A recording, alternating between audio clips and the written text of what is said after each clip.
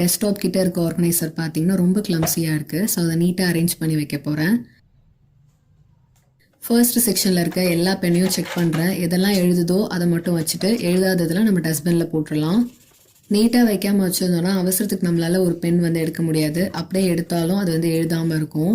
So அது ரொம்ப டென்ஷனாக இருக்கும்.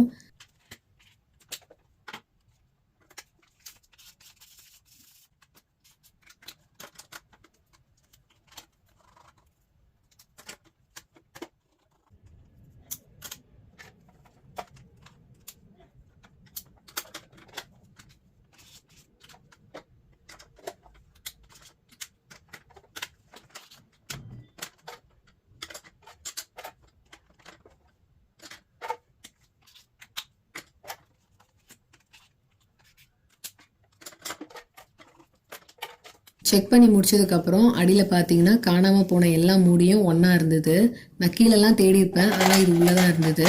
எதெல்லாம் தேவையோ அதை மட்டும் வச்சுக்கலாம். ஒரு ஈர துணி போட்டு ஃபுல்லாக தொடச்சிக்கிறேன்.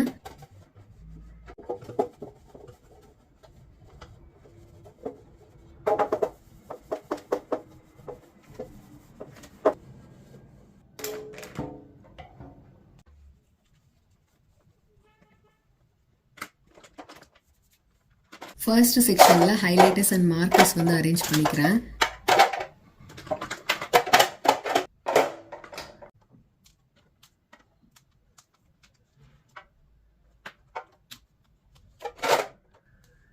செகண்ட் செக்ஷனில் பார்த்தீங்கன்னா ஜெல் பென், கலர் பென், எல்லா பென், பென்சில் அந்த மாதிரி வச்சுக்கிறேன்.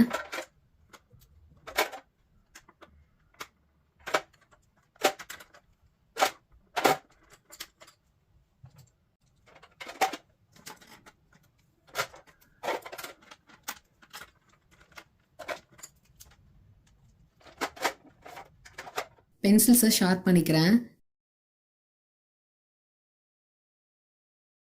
அமேசான்லேருந்து கலர் பென்ஸ் வாங்கியிருந்தேன். இது செட் ஆஃப் 11 வரும். 100 ருபீஸ் தான். ரொம்ப அஃபோர்டபுள் ரேஞ்சில் இருக்குது அண்ட் நல்லாவும் இருக்குது.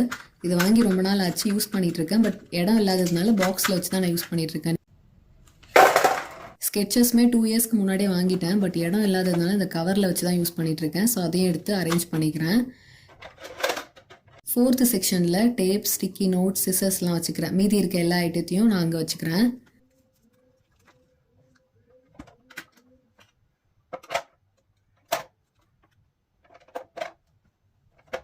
அரேஞ்ச் பண்ணதுனால நிறைய ஸ்பேஸ் கிடச்சிருக்கு. ஸோ அதனால் நிறைய ஸ்டஃப் வைக்க முடிஞ்சுது. நம்ம யூஸ் பண்ணும்போது எடுக்கிறதுக்கும் ஈஸியாக இருக்கும். பார்க்குறதுக்கு ரொம்ப க்யூட் அண்ட் நீட்டாக இருக்குது. உங்களுக்கும் இந்த மாதிரி ஆர்கனைஸ் பண்ணுறது பிடிக்குமான்னு கீழே கமெண்ட்ஸில் சொல்லுங்கள்.